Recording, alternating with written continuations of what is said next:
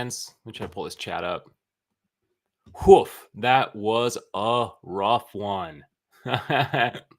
If you're just tuning in, Clippers end up dropping game 3 in Dallas, 90-101 what we can only hope is the Clippers' worst game of the series. I feel like I said that last game, but that one they were able to almost pull out.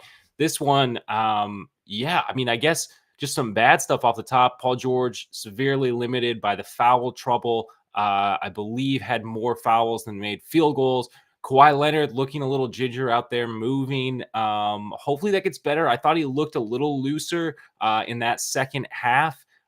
Getting some positivity from Jeremy Morman. We can only go up from here. I think that's the way to think. I think that's all we can do right now is hope that it can only go up from here. The Kawhi Leonard thing is troubling. Like I said, he looked like he was moving a little bit better in that second half. So hopefully that isn't going to be. Hopefully that was just like something from the travel. We're getting some shade for PG in this one.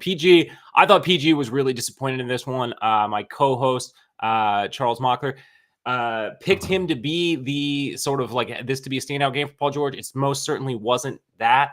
Also, if you're somehow tuned in to the stream and you didn't know, I'm William Updike, 1/3 of the hosting trio here at Clips and Dip. We are a Clippers podcast. And we're down bad right now, but it could be worse. Still some positives in this one.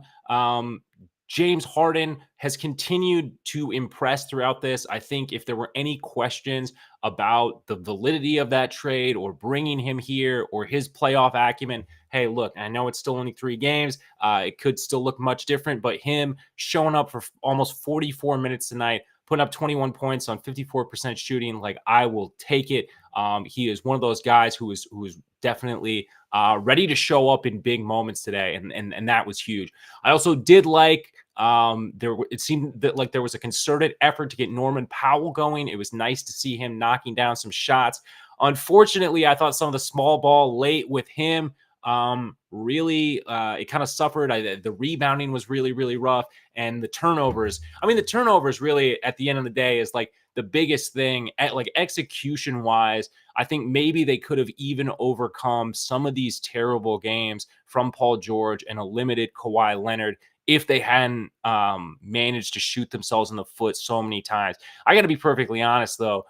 Dallas still only putting up 101 points in this one, only losing this game ultimately by 11 points is a bit of a win, but you're not going to get another. There will not be another game in this series where Luka is sub 30% from the floor. It's just not going to happen. Let me check back into some of the comments going on here. We got a new Clipper fan in the chat here. Forgotten LOL cow.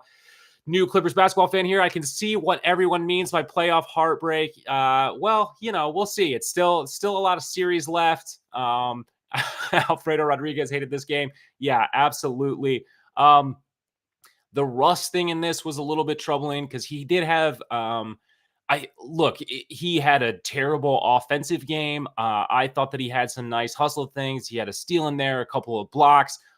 Just the way that he picked up that second tech and went out, it's really not good. Like really kind of leaves a bad taste in your mouth. But who knows? Hopefully he can regain his composure. An environment like that, where I'm sure he was hearing a lot of stuff all game from those Dallas fans. Like you never know exactly what kind of Russ you're going to get out of that. You could get a motivated, productive Russ. You could get something a little bit more out of control, which I kind of felt like is what we saw in this one. But like I said, there were still some good moments, getting some positivity in here.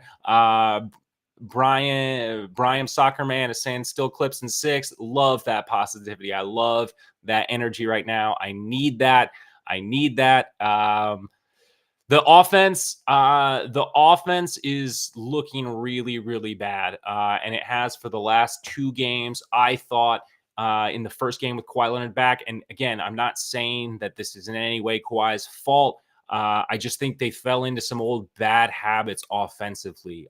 Just sort of hunting ISOs, dribbling around a lot on the perimeter, waiting way too long into the shot clock to get into any sort of like actual sets or offense.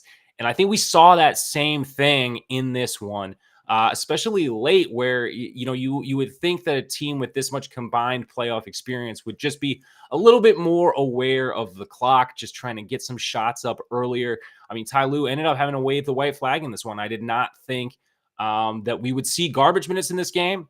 I did talk with my co-hosts Adam Oslin and Charles Mockler that there would potentially be a game in this series where someone would get blown out by 20. I said it would make sense if it was the Clippers due to some of their slow start things. And I think if Luka has a different game, this game looks a lot worse than it did in this one. So yeah, I don't know. I do like that Ivica Zubac was again involved in the offense. He was just shy of 20 points in this one. He was looking good. The lobs, though, that they were giving up on the other end defensively was not a good look. And I I think that, we've talked about this before, but it's one of those things that is really kind of troubling about watching the Clippers is when the shots aren't going down or it's not happening offensively, we see some slips defensively. And we didn't see it to the extent that we've seen it in other games in the regular season in this one, but it just was not as dialed in as we have seen. Yeah, I like what Chase said here. Too many turnovers, not even hustling back on defense. The Clips didn't want to play today. It looked a little lackadaisical at times there on the floor. I think that was not. Yeah, it was just not the level of dialed in that we've seen. And I think that the Mavs only scoring 101. A lot of that is just kind of a lucky break for the Clippers. I wouldn't say actually because of any defensive, I wouldn't super attribute it to any defensive pressure that the Clippers were laying on the Mavericks. Metal Slug says Harden and Zoo are carrying the team. Yeah, it's I can't overstate. I think that James Harden has been the most impressive storyline through this playoff series, through these 3 games. And who knows if he's going to be able to keep this up at this pace. Like coming into this series, I had a lot of hopes for him, just given that this was supposed to be sort of a lighter burden for him to carry in this playoff series, and it just has not been that so far. He's going to, by the time this series ends, whatever way it ends, he's going to end up playing 40 plus minutes every single game. And hopefully he can continue scoring 20 plus. But yeah, just not a good game. This one did not feel good. That second quarter is just where it really, really all kind of went to shit. They went on another little run. The Clippers did to get back into this one after trailing by 18. They never regained the lead, and the Mavs again put their foot on the gas later in this one, and it was just over. It was just too much. And a thing that kind of capped it off was I want to say it was back-to-back Kawhi Leonard turnovers. Very uncharacteristic play from him. That's just going to be one of those things monitoring to go forward. If you remember the terrible times in that series in Utah, we weren't sure the extent of the knee injury. He traveled and then was unable to play. So I do think in this one, with him still being good to go, I want to take that as a plus and just hope that we can continue to move and grow from here, and that we can get those minutes up to, there was going to be a ramp up period after missing 3 weeks of play. There's no way around it. I was surprised that he played 30 plus minutes in that first game back. For him to take a step back, it's concerning, but maybe not the end of the world. Maybe it is just still part of that ramp up period. Tyler wants to know if the flip has switched back to crap. For some of the team, it certainly felt that way. The Russ chucking, yeah, I mean, he was 0 of 7, not great. He did get a couple of blocks in there, steals, some kind of hustle stuff. The way that he went out, though, as I said earlier, just very little composure. That was just not a pro way to go out. I thought that the initial foul on Doncic was fine. It was a clear foul. I think taking that foul is fine, but then just to sort of escalate the situation, I think was really really unnecessary. All right, so we're getting some chatting here. Charles Gardner says about the refs, fouls on PG and Kyrie was suspect. Refs got to let them play. I thought overall in this game, the whistle seemed definitely a lot tighter than game 2, which I think overall is good. I don't want to watch a series like as physical and slow as that game 2 was in LA. Yeah, I don't know. People are getting really encouraged on the defense. I think that there are pros and cons. I thought that at moments they look good. But again, I wouldn't attribute this Mavs offensive rating in this game. I don't know how much credence to really give that to fully to the Clippers defense, although it did look very good at times and it has overall looked better so far. I want to circle back to this. Celery is saying the offense just looks lost with Kawhi clearly not 100%. Things just aren't clicking at all.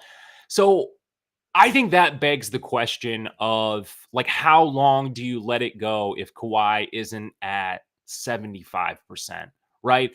They limit him to only 10 minutes, I believe, in this first half, seeing that he wasn't moving the right way. But yeah, if he can't be effective out there, it is one of those things that unfortunately you have to question, especially because when he is out there on the floor, the team is used to playing a certain style of play. And it is kind of ISO heavy. It is at times, not their most effective offense. So they're going to have to reverse that. And if he's not able to be mobile out there and move around, then I don't know how they're going to game around that. But they're going to have to figure it out. I do like that they got Ivica Zubac involved in this one. It was a huge, it was a huge key to success in that game 1. And I'm glad that I'm glad that they leaned back into this one. And it just, yeah, someone's talking about Luka. Luka did not play. This was Luka's worst game of the series. And so this is one that, if not for all the mistakes and all the things, you would pray that you would take this game. A game where Luka shoots, I believe he was sub 30% from the floor. He was 28% from the floor. That's a game that you got to win, that you would really think you would win, especially in Dallas, when you're on the road. So that's really, really rough. I like, some other people showing love to Big Zoo in the chat here.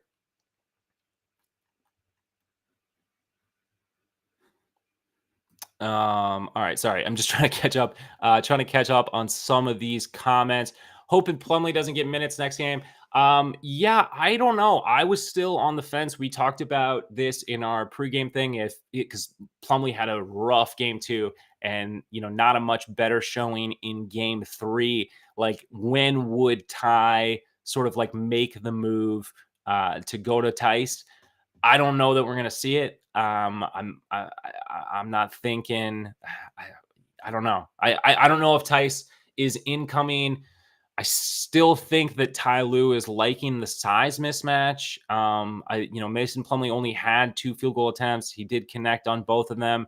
I don't know that Tice is necessarily enough of a floor spacer, but I think it just depends on what the Mavs have out on the floor, to be perfectly honest with you. Getting some PG scoring in the chat. That's natural.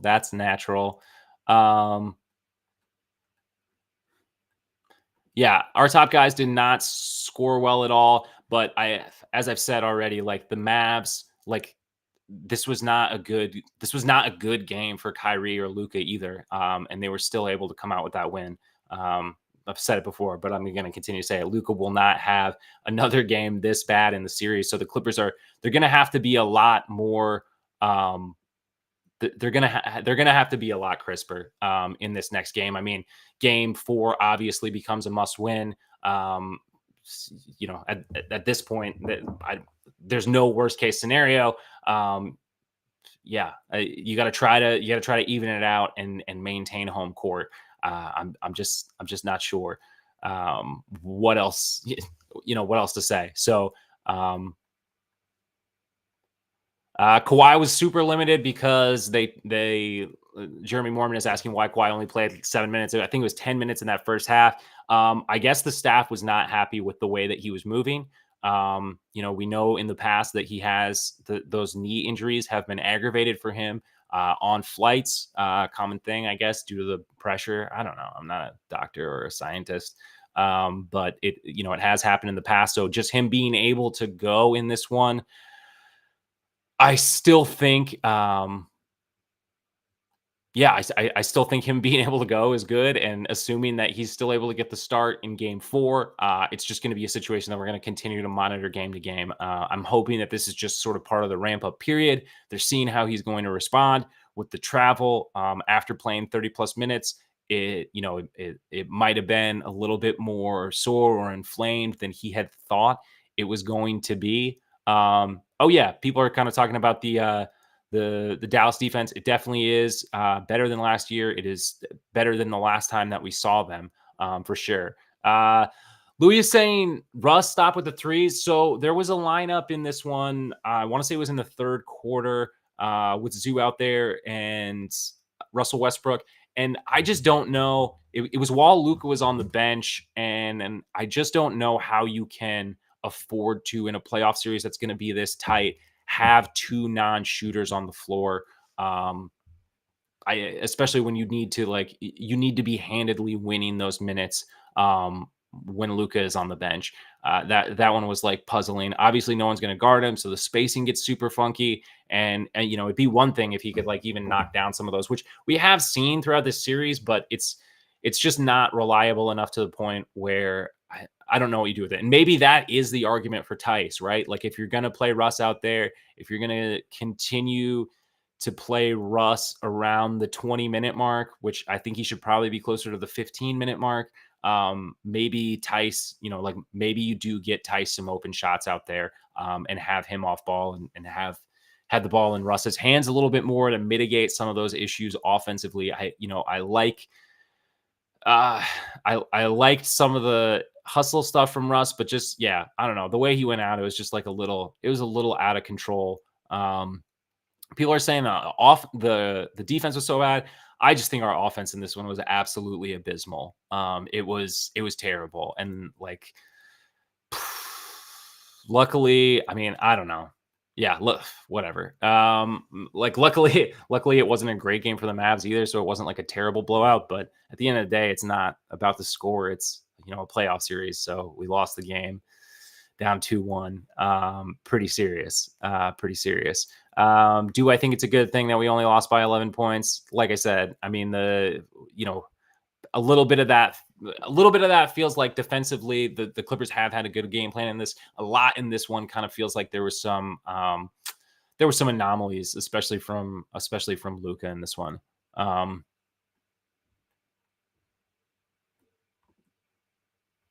Let's see. Charles Gardner coming in here with a hot take. I feel Kawhi is getting out because he knows the team will be much different next year with a first round knockout.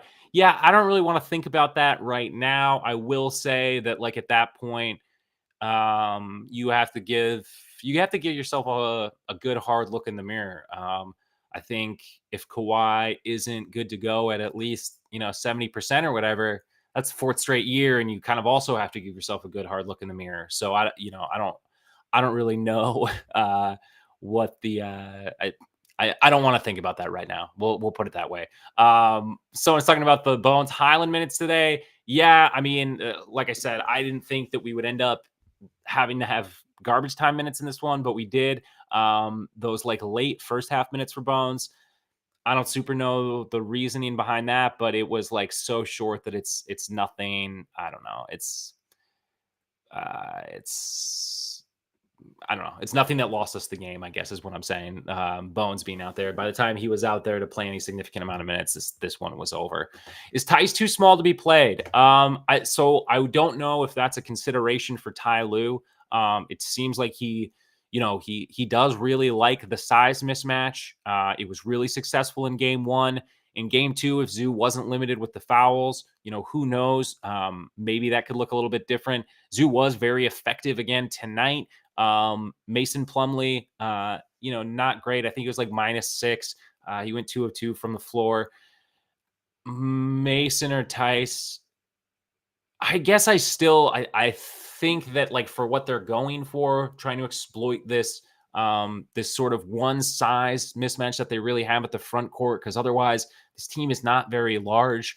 The Clippers, that is. I kind of get it, but I am curious to see like when do we pull the cord on Mason Plumlee? Like, when do we give Tice a little bit of run? Is that something worth exploring? Would that be more effective than some of the other small ball lineups that we've had out there? And I know Tice is like technically a center. I still kind of think of that as a small ball lineup.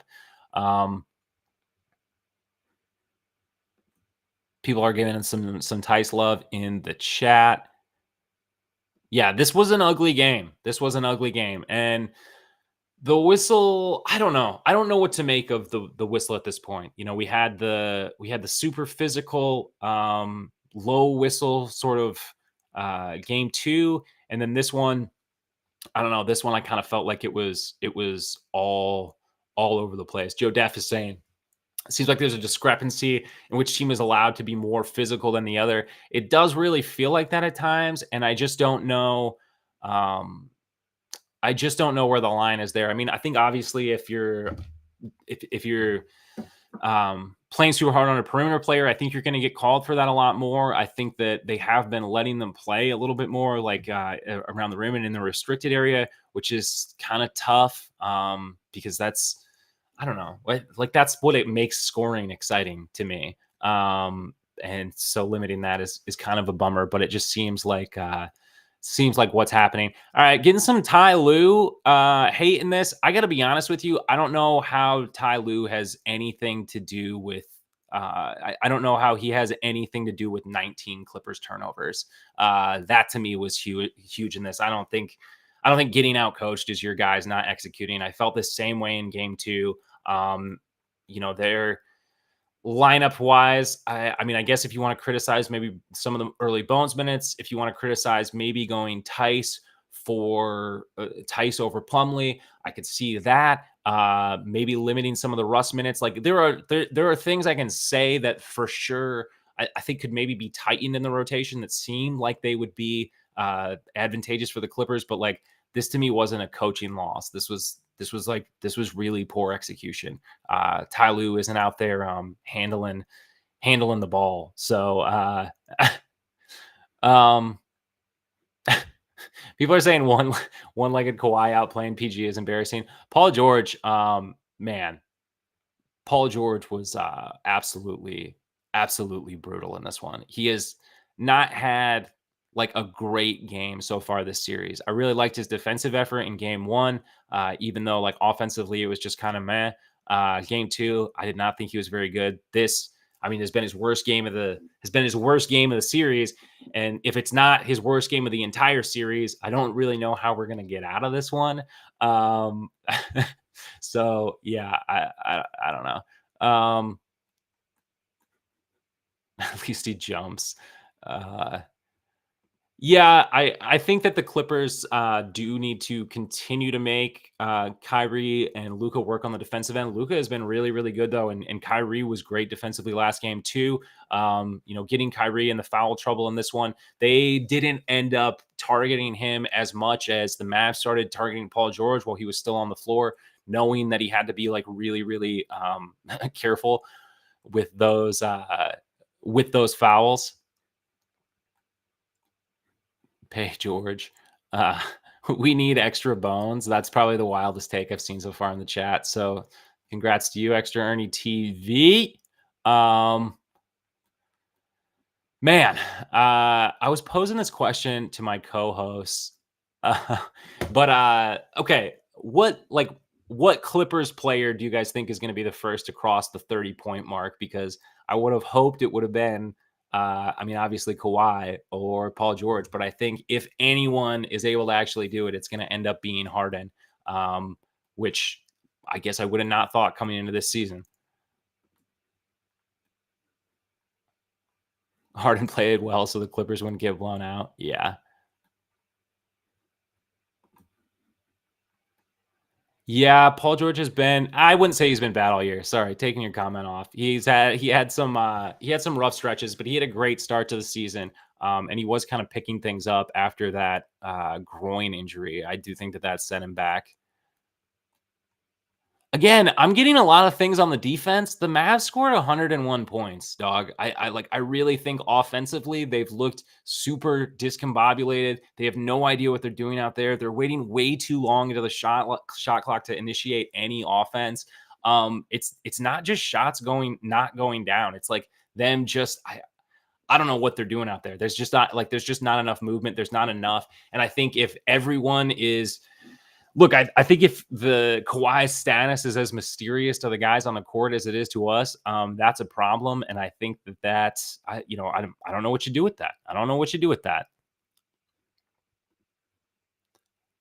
Short of order up, Wingstop for deliver. They would have delivered. Yes, Harden.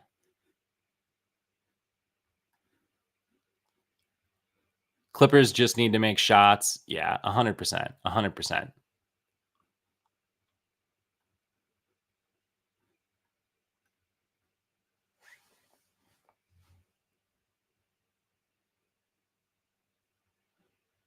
All right, this is a wild take. I'm only going to display it. I'm not going to read it out loud. But yeah, so I guess looking ahead to game 4, I like this. I like this note from Jonathan E. Quick decision making is key. Definitely. This is funny. Getting some hate from Lena51. This was a bad Luka game. Like he's been really good. All as I've said, it was a compliment. Like he's not going to have another game all bad this series. So it's fine. Yeah, looking ahead to game 4, that early start, we'll see. We'll see how the Clippers fare with that one. I don't know when we'll get any word on the Kawhi Leonard thing. Probably not until sometime Saturday. Assuming that he's good to go in that one. Hopefully we can ramp those minutes up. I hope that we can stick with getting Zoo involved offensively, especially early. We know how much that can help him on both ends of the floor.